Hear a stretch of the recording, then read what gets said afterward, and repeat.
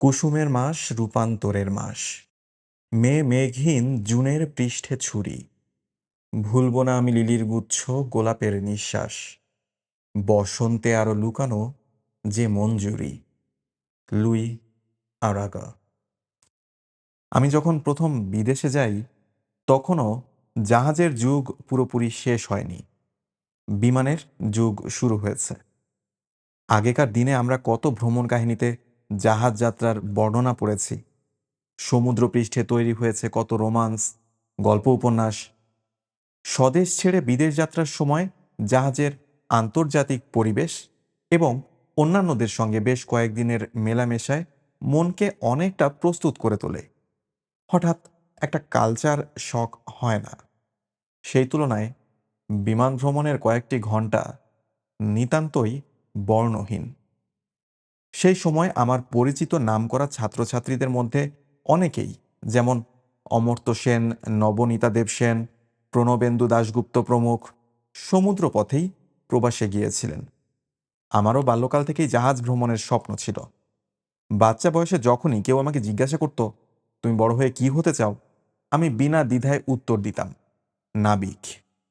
অথচ প্রাপ্ত বয়সে আমাকে প্রথম সমুদ্রে ডিঙোতে হলো হনুমানের মতন আকাশপথে। এখন অনেক বাচ্চা ছেলেও জানে ট্রানজিট লাউঞ্জ কাকে বলে, কিংবা নির্দিষ্ট দিনে বিমানে না চাপলেও আন্তর্জাতিক টিকিট নষ্ট হয় না। কিন্তু সেই সময় আমার আত্মীয় স্বজন, বন্ধু বান্ধবদের মধ্যে কারোরই বিদেশে বিমান যাত্রার অভিজ্ঞতা ছিল না। কেউ আমাকে কিছু বলে দেয়নি। টিকিটটি একেবারে শেষ মুহূর্তে পেয়েছিলাম বলে বিমান কোম্পানির লোকরাও কোনো পরামর্শ দেয়নি আমাকে। সেই জন্যই প্যারিসে আমার নির্দিষ্ট ফ্লাইট ধরতে না পেরে আমি যৎপরনাস্তি ঘাবড়ে গিয়েছিলাম। মনে হয়েছিল আমার আর আমেরিকায় যাওয়া হবে না। এখান থেকেই বা দেশে ফিরব কি করে? প্যারিসে আমার পড়ে থাকতে হবে।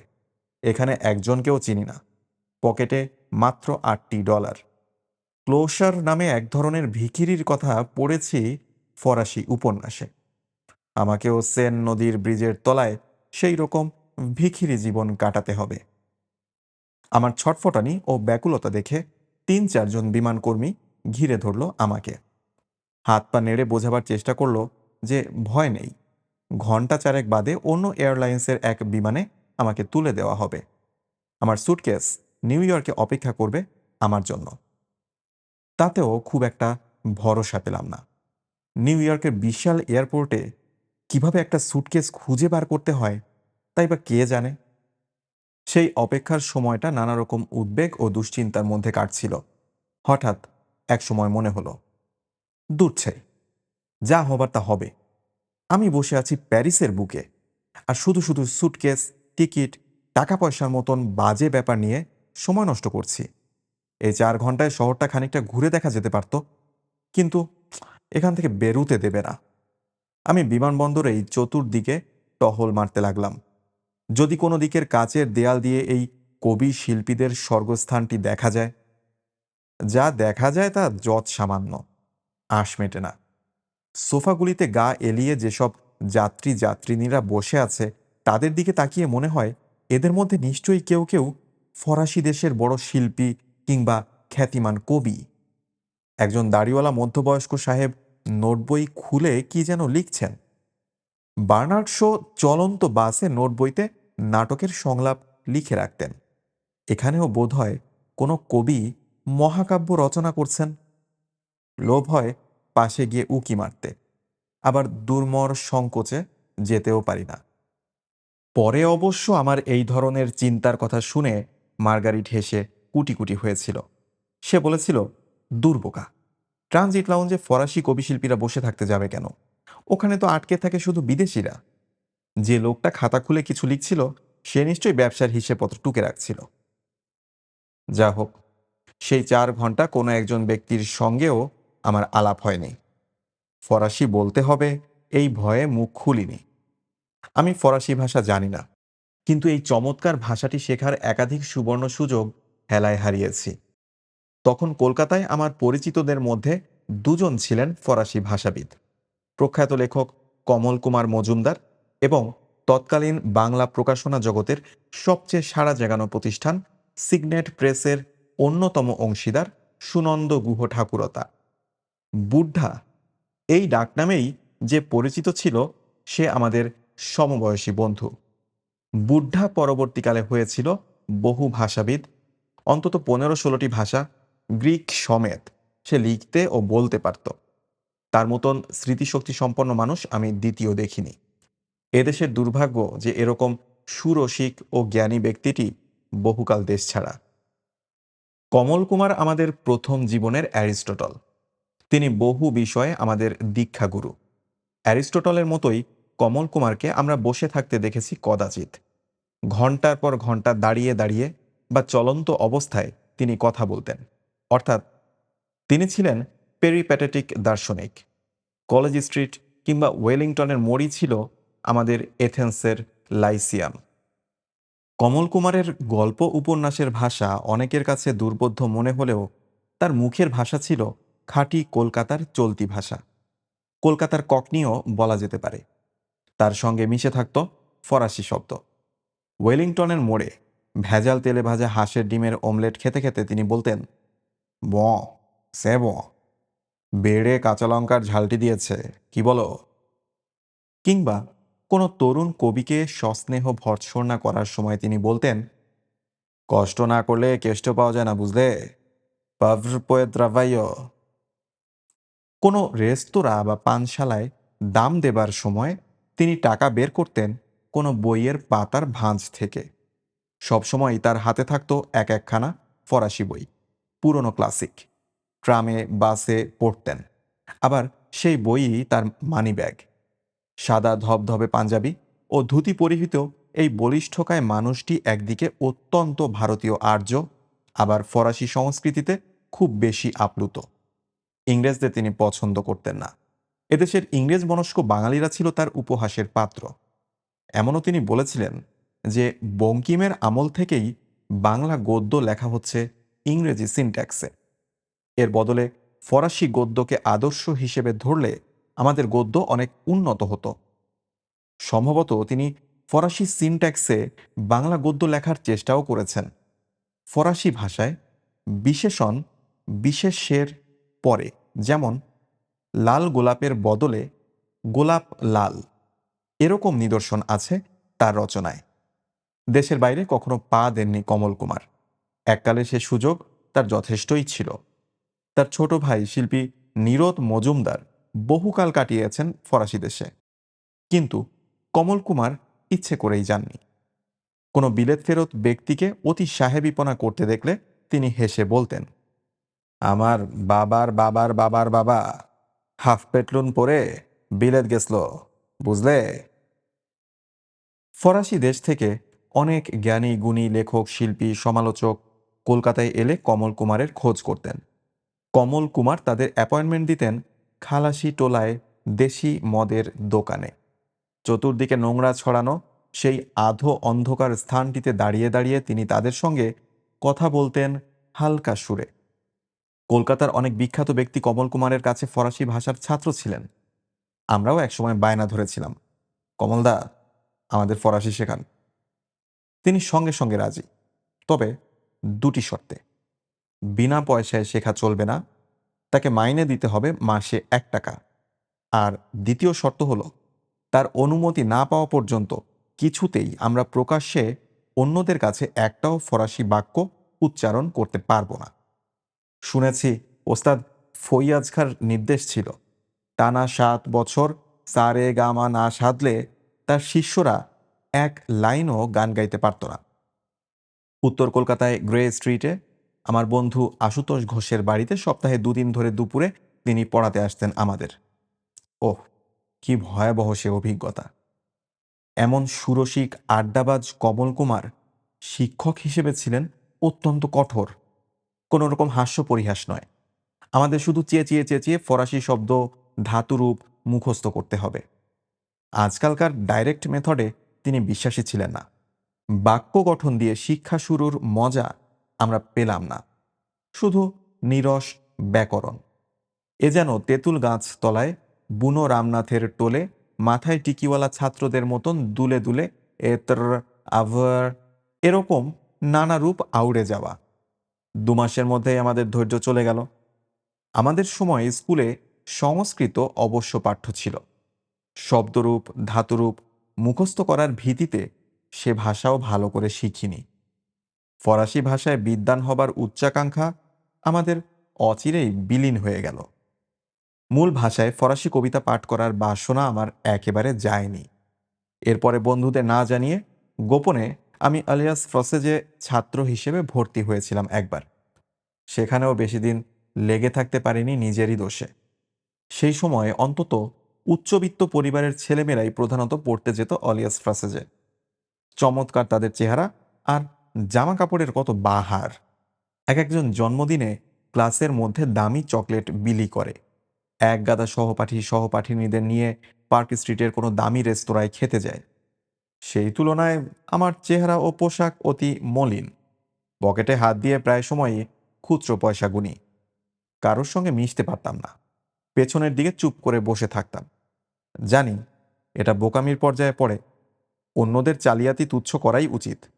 কিন্তু বন্ধু বান্ধবদের মধ্যে থাকলে আমি বাঘ, একা হয়ে পড়লেই মুখ চোরা। এ দুর্বলতা কাটিয়ে উঠতে পারতাম না কিছুতেই। তাছাড়া বন্ধু বান্ধবদের কাছেও ধরা পড়ে গেলাম অবিলম্বে। ফরাসি কনসুলেটে যাতায়াত করছি শুনে কলেজ স্ট্রিট কফি হাউসের আড্ডাধারীরা অনেকে বলতে লাগলো, খুব আতেল হতে চাস বুঝি? আতেল শব্দটি গালাগালের পর্যায়ে পড়ে। অলিয়াস ফসেজে পড়াবার ধরন খুবই আকর্ষণীয় ছিল। সুন্দরী তরুণী মেমরা পড়াতো, কিন্তু তা আমার ভাগ্যে সইল না। পরবর্তীকালে অনেক বছর পরে ওই অলিয়াস ফ্রসেজের সামনে রাস্তায় আমি এক একদিন বিকেলে দাঁড়িয়ে থাকতাম অন্য কারণে। ওখানকার এক ছাত্রীকে মাঝপথে ধরে ক্লাস ফাঁকি দিয়ে আমার সঙ্গে ময়দানে টো টো করে ঘুরে বেড়াবার কুপ্ররোচনা দিতাম। এইভাবে আমি আমার পূর্বতন ব্যর্থতার শোধ নিয়েছি বলা যেতে পারে। প্যারিসের প্রথম দিন সেই 4 ঘন্টার অপেক্ষায় আমি কিছুই দেখিনি। পৃথিবীর সব বড় বড় শহরের বিমানবন্দরই একরকম, চরিত্রহীন। জাহাজ কিংবা ট্রেন যাত্রা নিয়ে কত অসংখ্য কাহিনী রচিত হয়েছে, সেই তুলনায় বিমান যাত্রা নিয়ে কিছুই না। নিউ ইয়র্ক পৌঁছে আমার সুটকেসটা খুঁজে পেয়েছিলাম ঠিকই। নিউ ইয়র্কে আমার সঙ্গে কেউ দেখা করতে আসেনি, চিন্তামই না কাউকে। বস্তুত সারা আমেরিকায় অ্যালেন গিন্সবার্গ ও পল অ্যাঙ্গেল ব্যতীত আমার পরিচিত কেউ ছিলই না। তখনও সেই 63 সালে এত রাশি রাশি বাঙালি ছেলেমেয়ে মার্কিন দেশে গিয়ে থিতু হয়নি। নিউ ইয়র্ক থেকে একটু পরেই বিমান বদলে শিকাগো, সেখানে এক হোটেলে রাত্রিবাস। সেও এক নিদারুণ অভিজ্ঞতা। এখন কলকাতা থেকে কেউ বিদেশে গেলে আর 5 জন তাকে অনেক কিছু শিখিয়ে পড়িয়ে দেয়, কিন্তু তখন আমার সে সৌভাগ্য হয়নি। মাঝপথে কোথাও রাত কাটাতে হলে তার জন্য হোটেলের ব্যবস্থা করা যে বিমান কোম্পানিরই দায়িত্ব, তা কি জানতাম তখন? শেষ দিন হাতে টিকিট পেয়েছি, তার মধ্যে হোটেল ভাউচার নেই। এর মধ্যে 2টি পিকচার পোস্টকার্ড কিনে 50 সেন্ট খরচ করে ফেলেছি। আমার আর সম্বল মাত্র $7.5। সে আমলেও শিকাগোতে এয়ারপোর্টের কাছাকাছি কোনো হোটেলের ঘর $10 কমে পাওয়া যেত না। শুধু থাকা, খাওয়া নয়।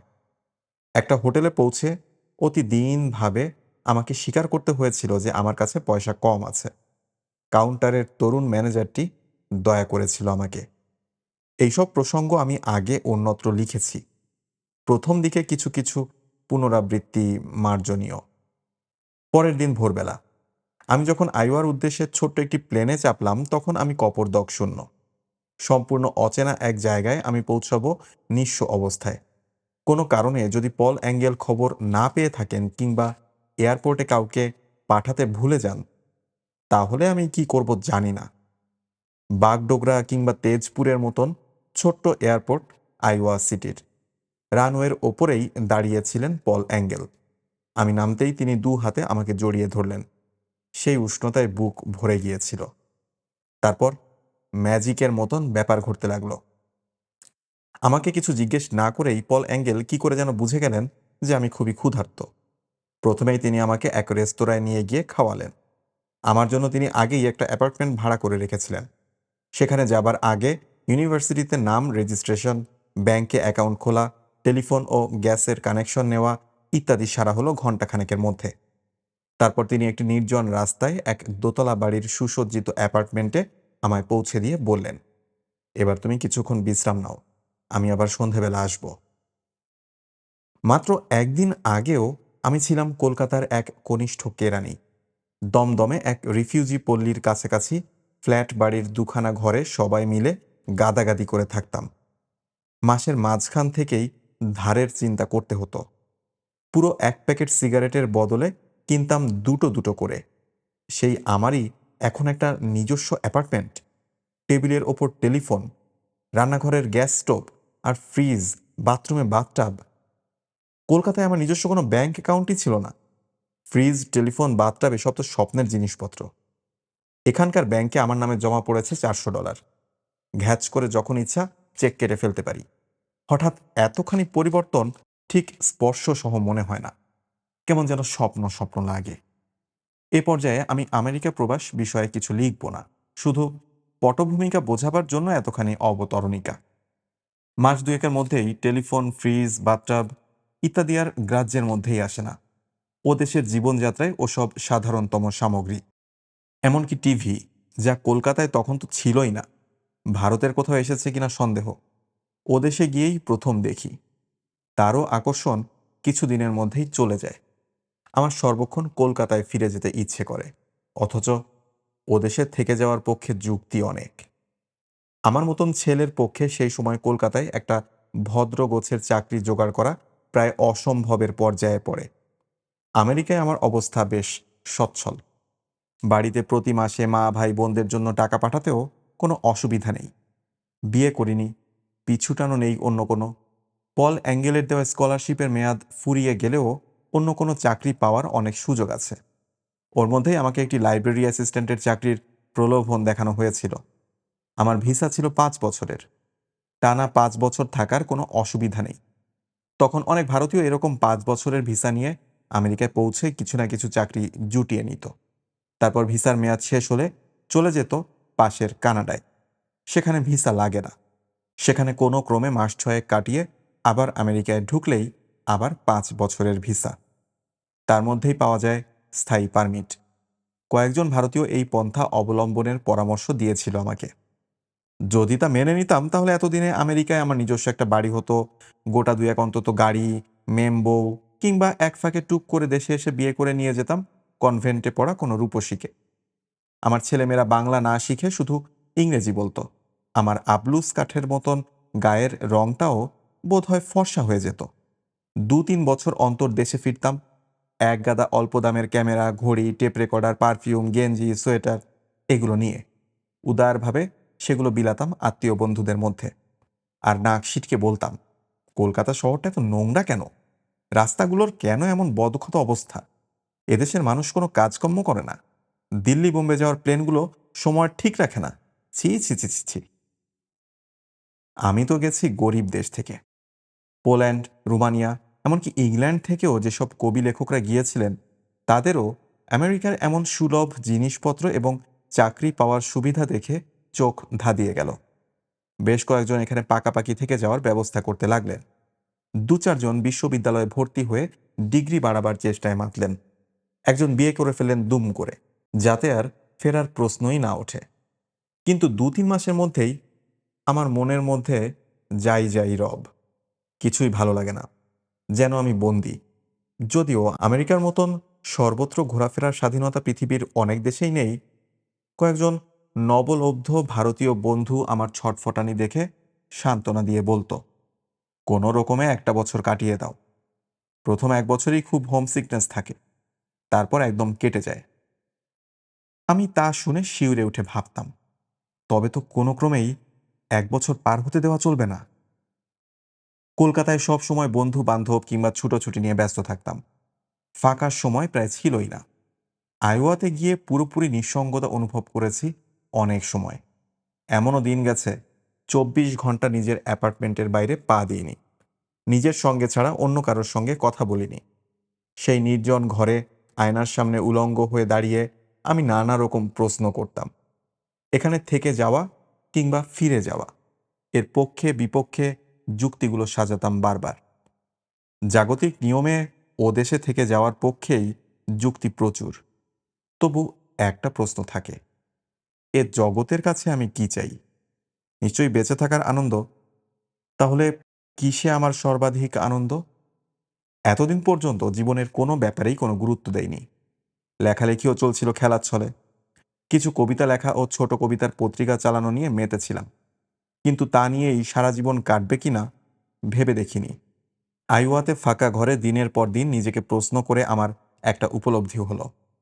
টাকা পয়সা রোজগার, নিশ্চিন্ত জীবিকা, আরামের উপকরণ, ভালো ভালো খাদ্য পানীয়, এই সব কিছুর চেয়েও বেশি আনন্দ পাই যখন মাথায় ঘাম ছুটিয়ে কিছু লেখালেখি করি। তা যতই অকিঞ্চিতকর হোক, আমার কাছে তার মূল্য অনেক। ২-৪ লাইন কবিতা লেখার সময় যে রোমাঞ্চ হয়, নারী সঙ্গের চেয়েও তা কম রোমহর্ষক নয়। আমার ইংরেজি ভাষায় দক্ষতা নেই, লিখি শুধু বাংলায়। আর বাংলায় লিখে যেতে হলে এই পরবাস ভূমি ছেড়ে আমাকে বাংলা ভাষাভাষীদের মধ্যেই ফিরে যেতে হবে। জানি দেশে ফিরলে সহজে জীবিকা জুটবে না, কবিতা লিখলে পেটের খিদে থেমে থাকবে না। তবু একটাই যখন জীবন, তখন ঝুঁকি নিয়েও তো আনন্দের সন্ধানই করা উচিত। লাইব্রেরি অ্যাসিস্ট্যান্টের চাকরি কিংবা মাস্টারি জুটিয়ে এদেশে বাড়ি গাড়ি বানালেও তো আমি সে আনন্দ পাবো না। আমাকে ফিরতেই হবে। একজন বড় বিজ্ঞানী কিংবা চিকিৎসক দেশে ফিরে গেলে দেশের অনেক উপকার করতে পারবেন। আমার দ্বারা সেরকম কিছুই হবে না। আমার সংকল্প আমার একান্তই ব্যক্তিগত। তবু ফেরার ব্যাপারে আমার একটা দ্বিধা এসে গেল অন্য দিক দিয়ে। আইওয়া সিটি একটা বিশ্ববিদ্যালয় কেন্দ্রিক ছোট শহর। এখানে লোকজনের সঙ্গে মেলামেশার জন্য বিশেষ কোনো উদ্যোগ নিতে হয় না। ইউরোপীয়দের মতন আমেরিকানরা ফর্মাল নয়। একেবারে কেউ পাশে বসলে নিজে থেকে কথা বলতে শুরু করে। ওদের সামাজিকতার আরেকটা সুন্দর দিক আছে। পথে ঘাটে যে কোনো লোকের সঙ্গে চোখাচোখি হলেই কেউ মুখ ফিরিয়ে নেয় না। সেটা অভদ্রতা, বরং হাসি মুখে বলে হাই। অর্থাৎ এই যে প্রথম প্রথম হকচকিয়ে গেলেও পরে আমার এটা বেশ ভালোই লাগতো। কলকাতার অলিয়াস ফ্রাসেজে উচ্চবিত্ত সহপাঠিনীরা কেউ আমার সঙ্গে যেচে কথা না বললেও এখানকার রাইটার্স ওয়ার্কশপের বিভিন্ন দেশের প্রতিনিধিরা নিজের থেকেই আলাপ করল এবং কয়েকজনের সঙ্গে অল্প দিনের মধ্যেই আমার বেশ ভাব হয়ে গেল। লন্ডনে যেমন পাব, আমেরিকার ছোট শহরে তেমন ট্যাভার্ন। সেখানে বসে প্রতি বিকেলে আড্ডা। কোনো একজনের বাড়িতে দল বেঁধে হানা দেওয়া হয় যখন তখন। আমার বাড়িতেও একদিন ৪-৫ জন যুবক যুবতী আড্ডা দিতে এলো। সবাই লেখক লেখিকা নয়, তাদের বন্ধু বান্ধবী। ইউনিভার্সিটির অধ্যাপক অধ্যাপিকাও ২-১ জন। সন্ধ্যের পর তারা চলে যাওয়ার পর দেখি একখানা বই কেউ ফেলে গেছে। সেখানা লাইব্রেরির বই, সুতরাং কে রেখে গেছে তা বোঝার উপায় নেই। সেখানা মূল ফরাসিতে মলিয়েরের নাট্য সংগ্রহ। উল্টে পাল্টে দেখি, দাঁত ফোটাতে পারি না। ২ দিন বাদে সকালবেলা একটি নারী কণ্ঠের টেলিফোন। তার নামটা ঠিক বুঝতে পারলাম না। সে বলল, গত পরশু আমার বন্ধু ডোরির সঙ্গে তোমার অ্যাপার্টমেন্টে গিয়েছিলাম।